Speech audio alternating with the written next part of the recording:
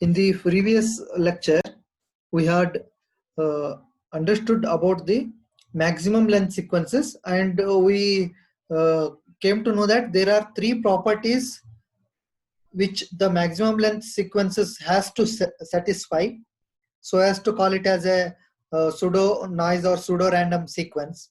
Okay, first one was balance property, second was run property, and third one was correlation or autocorrelation property. We'll understand these properties in a better way if we solve one problem on this or an example on this. Consider a binary sequence. The binary sequence is 001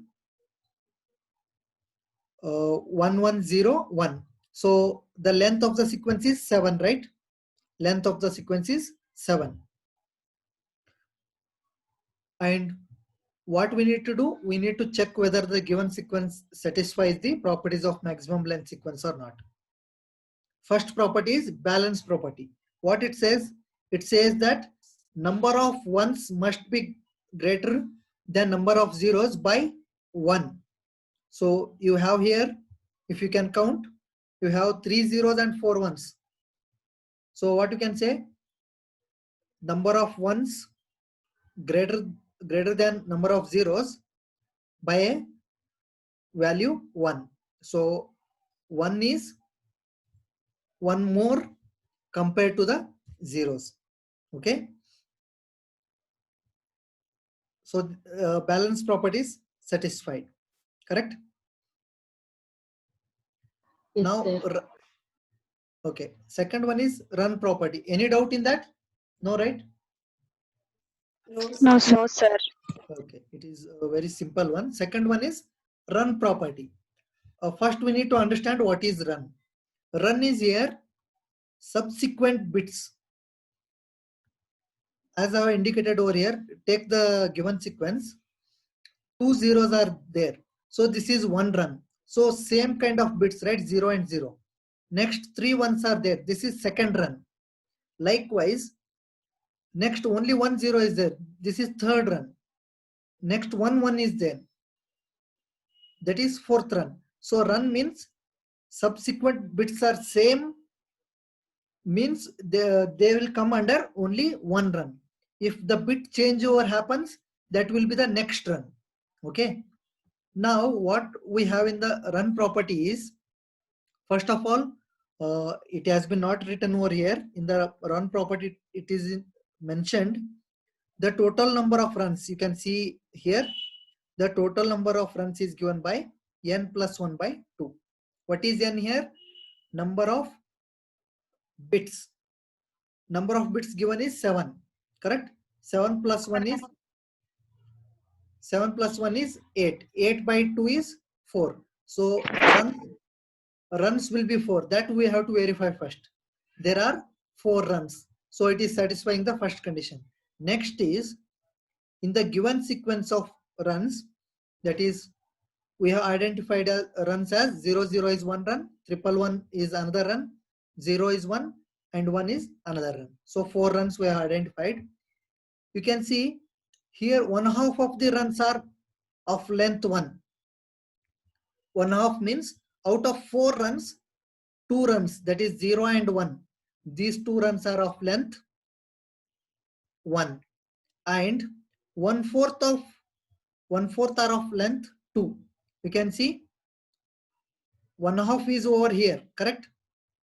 Another is 1/4 and 1/4 is left out, correct?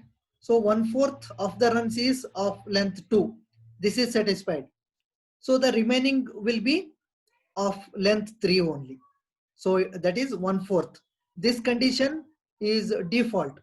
Last run will be exactly the same as the previous run. Okay, the length of previous run. So what you can say, there are 2 runs with 1/2 the runs are of length 1 and 1/4 are of length 2. Another remaining 1/4 is of length 3. Did you understand this property? No, sir. You tell one, sir, that one off and 1/4. To repeat that. Okay, 1 second. So if you have 1 means, here the property says that 1/2 of the runs. How many runs are there? 4 runs are there. Half of 4 runs is 2 runs, right? 2 runs should have length of 1. You can see 2 runs, that is 0th run, and the one which is having 1, that is 3 and 4. These 2 runs are having length 1. So out of this 1, half of the runs is over. Okay. Next, 1/4 are of length 2. 1/4 are of length 2 plus 1/4 of length 2. So what is left now? 1/4, right? 1/4 of length 3. From where we can get this? How to judge the run length? It is by the property. You can see the property now. Among the runs of ones and zeros in each period of a maximum length sequence, 1/2 the runs of each kind are of length 1, 1/4 are of length 2, 1/8 are of length 3, and so on, as long as these fractions represent meaningful numbers of runs. So since we have got only 4 runs, when the complete probability we divide as 1/2 plus 1/4. The leftover is 1/4 for the run with 3 bits, or the length as 3 bits. Did you understand now? Yes, sir. It would have been 1/8 if we had 5 runs. Okay. This would have been 1/8. Another one, the last one also 1/8. 1/8 plus 1/8 will be 1/4. This 1/4 and 1/2. Again, it has to match with the complete value 1. Okay. This is about the run property. I will give an example and you will understand how to find it out. Okay. That is as a homework I will give. Then you will think and try to work on it. The next property is we are having correlation property. So what it says is RC of M is equal to L if M is equal to 0. Otherwise, it will be -1. So what is the equation for autocorrelation? It is the summation n is equal to 1 to L Cn into Cn plus M, where M varies from 0 to L minus 1. Correct? Two conditions will apply here. M is equal to 0 and M not equal to 0, and thereby we'll try to get the values which are mentioned over here. Okay, this we have seen in the previous lecture. Now consider this sequence. Okay, here what we do is we represent zeros by -1, that is polar signaling. Okay, ones by +1. If M is 0, what is the correlation now called as autocorrelation? Because you are correlating the same sequence. If M is not equal to 0, then you can call it as cross correlation. Correct? So when M is 0, it is autocorrelation. Multiplication and addition, right? Summation means sum of products. So Cn is multiplied with Cn and it is sum. So what we are going to get? +1 into +1, -1 into -1, +1 into +1, +1 into +1. Likewise, if you do, you will get all positive ones. That is products. These products are added means you will get the 7. That is the length of the sequence. Correct? That is what given over here. When M is equal to 0, we are going to get length. That is first property. Correct? The next, the first part of the property. Second part is when m is not equal to 0, varying from 1 to L minus 1, the value should be minus 1. Let us now consider m is equal to 1, for example. Then we'll get this signal will be same. This will be Cn plus 1. M is 1, right? Cn, C of n plus m was now n plus 1. That is left shift this bit stream by 1. If I left shift this, what will happen? This one will come here, this one will come here, this one will come here, this one will come here, likewise, and this will be shifted to the end of the sequence here. You can see, correct? Now you multiply minus 1 into minus 1, it will be plus 1, minus 1 into plus 1, minus 1. Similarly, take all the products, and if you add, you are going to get your answer as minus 1.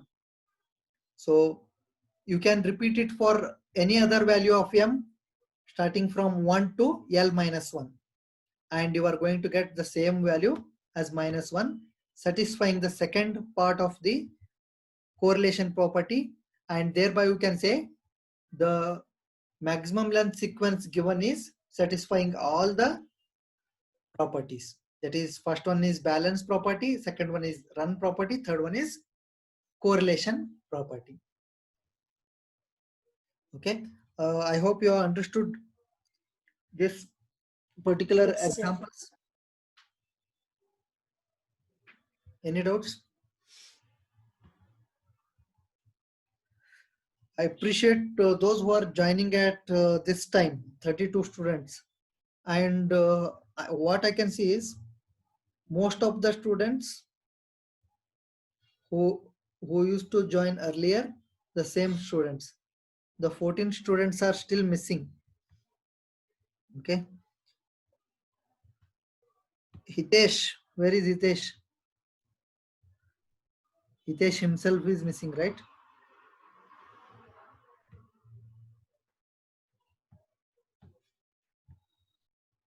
Okay.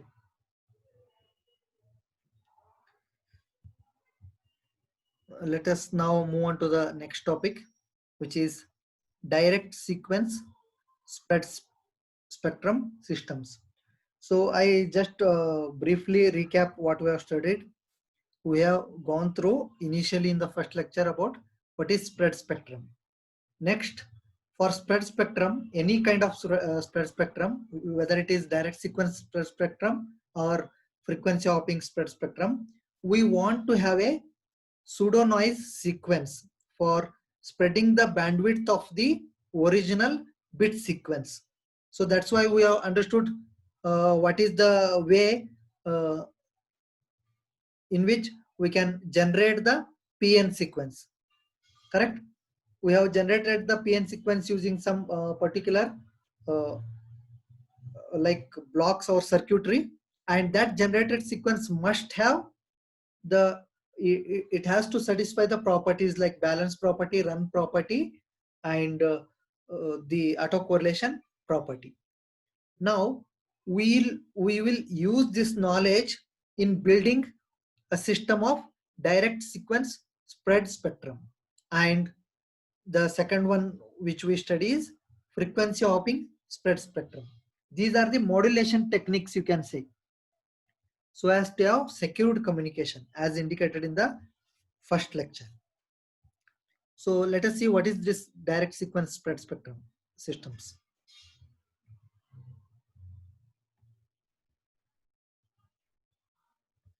Give me a second.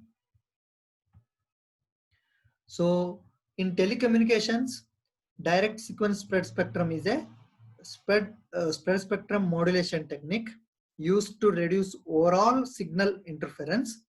The spreading of this signal makes the resulting wideband channel more noisy, allowing for great resistance to unintentional and intentional interference. Here we are going to increase the bandwidth of the given signal, not by multiplying with high frequency sinusoidal carrier, but we are going to change the sequence itself into a high frequency sequence.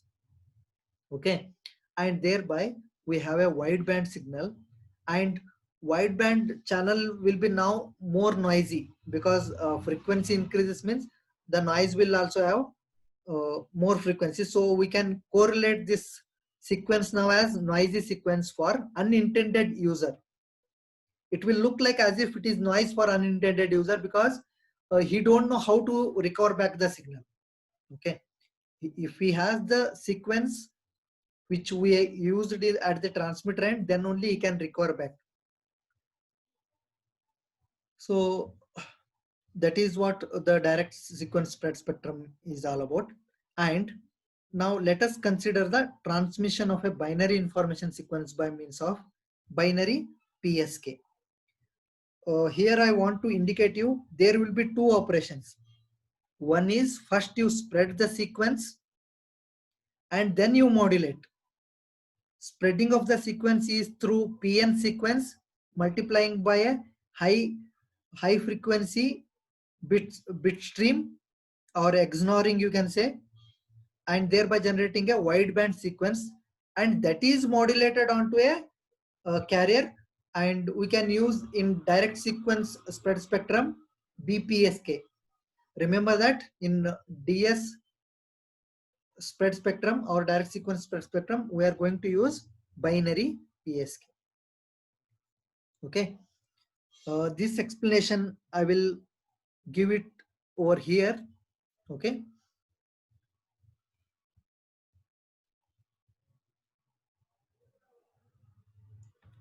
how to have a direct sequence spread spectrum. This is the method. Is it visible? Yes, sir. Yes, sir. Okay. Here user data is V of t.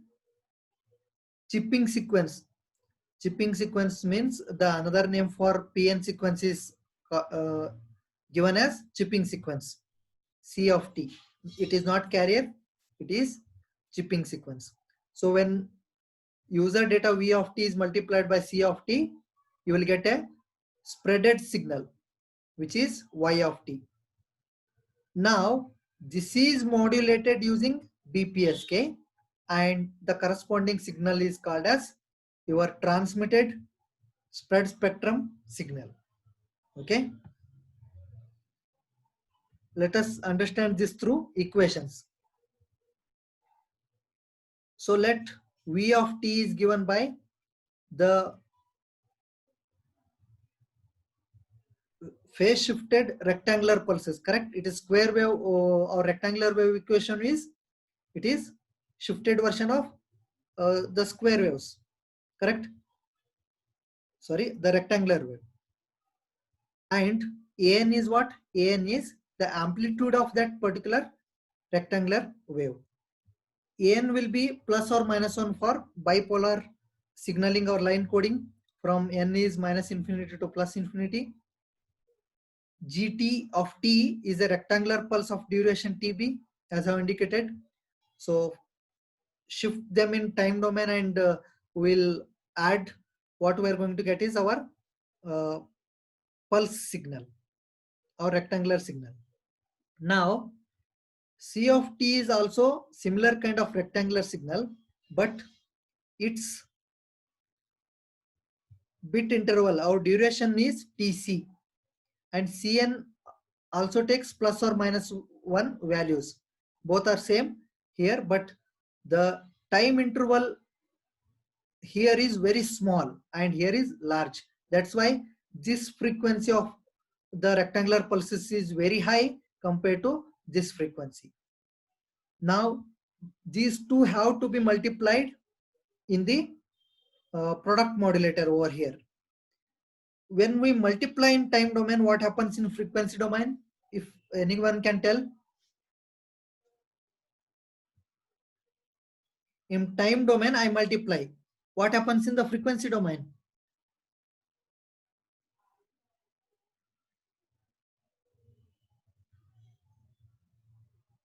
Am I audible? Differentiation. Yes. Clear ಆಗಿ ಹೇಳ್ಬೇಕು. Sir, convolution. Convolution, yes. Convolution. Convolution in the frequency domain. So the bandwidth will be convolved. See here, our V of t, as I have told, it is the data sequence. V of t is our data sequence, and this is our PN signal or chipping signal. You can see this is having a very high frequency compared to this. In this TB interval, there are multiple TC or chip values, or the amplitude levels changeovers. Correct? Now, if I multiply this one, you can see 1 multiplied by 1, what you will get? 1. 0 multiplied by 1, you will get 0. Or minus 1 multiplied by 1 is minus 1. Similarly, plus 1 multiplied by 1 is plus 1. Again here, minus 1 multiplied by plus 1 is minus 1. Plus 1 multiplied by minus 1 is minus 1. It goes on like this. And what we are going to get over here is the multiplied signal is now, it is called as spreaded signal. This signal of low frequency we have spread into a wideband frequency signal. Correct? Did you understand this one?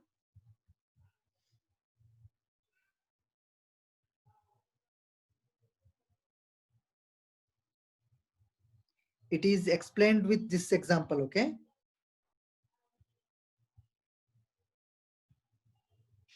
Here you can see this is our user data, which is having low frequency. Our bit interval is very large. This is our pseudo random noise or chip code. It is having very small time interval. That means bandwidth is very high. Now I will XNOR this with this one. So after XNORing, what I get is the bandwidth has been convolved. You can see here the spectrum of this one is very narrow. Bandwidth is very small. Here it has become wideband because this is having a wide bandwidth. Okay, so wide bandwidth we have got in this way. Now at the receiver end, what happens? At the receiver end,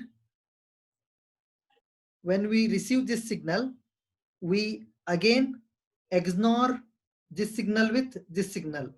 Okay, there I have said multiplication. Don't confuse with that. In mathematical, in logical terms, we use the XNOR circuitry only. Okay, remember that. So XNORing with this sequence, we'll get back our original signal. You can just go through it. You can, I will upload the same video. You can go through it and you will understand how you are going to get the same sequence. Is that clear? And what you can see is the narrow bandwidth you can get back. What is the use? Use is, if you don't have this code at the receiver end, you cannot recover back this message signal. So this is more secured way of communication. It is not directly sent like this. This signal is now BPSK modulated. At the receiver end, first we'll remove the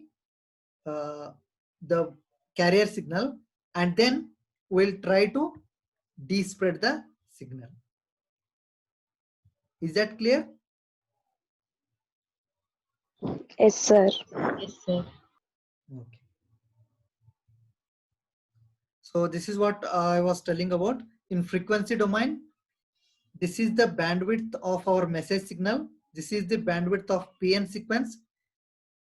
Multiplication in time domain will be convolution in the frequency domain. When you convolve this particular spectrum with this one, we are going to have this spectrum.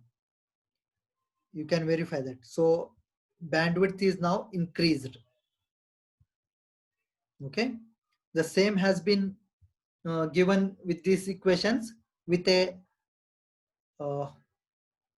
frequency, carrier frequency and it is BPSK shifted. So as already you know, BPSK 180-degree phase shift will be there. We can take an variable theta of t, where theta of t is 0 means AC cos 2 pi FCT. If theta of t is pi means it will be minus AC cos 2 pi FCT, plus 1 or minus 1. Accordingly, the signal is modulated. And where V of t and C of t is eliminated, why?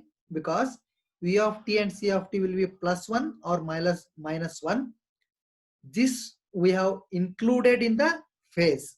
Okay, that is the only difference in the equations. This you have already studied. Okay. Another point we have to look in this particular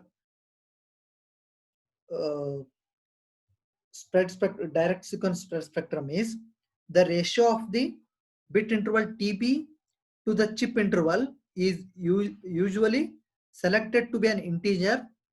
In practical spread spectrum systems, we denote this ratio as LC is equal to TB by TC. So this is TB is 1 microsecond means this might be, sorry, TB is 1 millisecond means this might be 1 microsecond. So finally you have to get some integer value as this ratio. Then only we can calculate some parameters related to direct sequence spread spectrum. Is that clear? Or shall I explain the equations once again?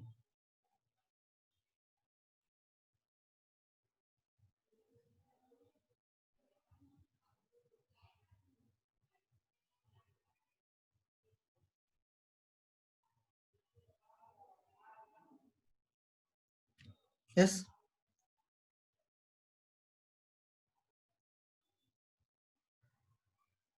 This No, also sir. Clear. yes, clear, right? So as I already explained, the demodulation part, PN signal is required at the demodulator also. Once we multiply this with R of t, received signal is multiplied by C of t and R of t. So C of t is already present. Again, you multiplied by the sequence means C square of t. As I have told, plus 1 into plus 1 will be plus 1. Minus 1 into minus 1 will also be plus 1. So we can remove this C square of t term and we will get ACV of t cos 2 pi FCT. So that bandwidth is now narrowed down in the very first step. After that, it is multiplied with cos 2 pi FCT. Correct? That is our carrier signal. Now, multiplying carrier, you know, some frequencies will add, some frequencies will subtract. When you pass through the low pass filter or matched filter, only low pass signal is passed and high pass is suppressed, and sampler will take care such that you will have the signal amplitude either plus 1 or minus 1. That is not a high frequency sinusoid on top of the signal.